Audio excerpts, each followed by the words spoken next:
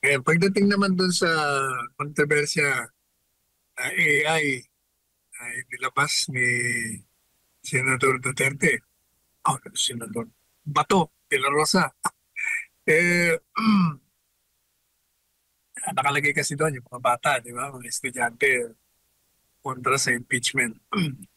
Yun naman, ang tingin ko doon,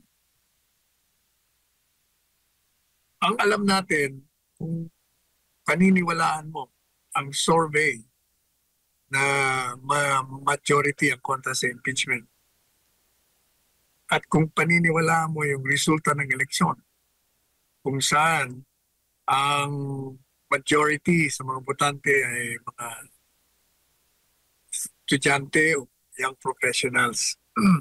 Nakasama sa issue yung tungkol sa impeachment. Na sa pamamagitan ng kanilang mga boto, pinakita nila na kontra sila sa impeachment, kontra sila sa ginagawa ng mga ng gobyerno sa mga Duterte at inihulog nila ang mga kandidato lantara na kumukontra, naninira, umuusig, nagpe-persecute sa kanila. Kung maniniwala tayo sa pangyayaring yun, walang masama doon sa AI na nagpakitang mga estudyante ay kontra sa impeachment.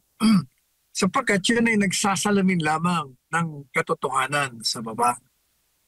Ang masama kung yung AI mo ay nagpapakita ng hindi masusuportahan sa kalakarang nangyayari sa bansa.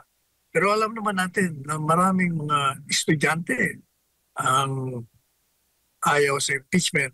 Maraming mga estudyante ang hindi bumoto sa alyansa.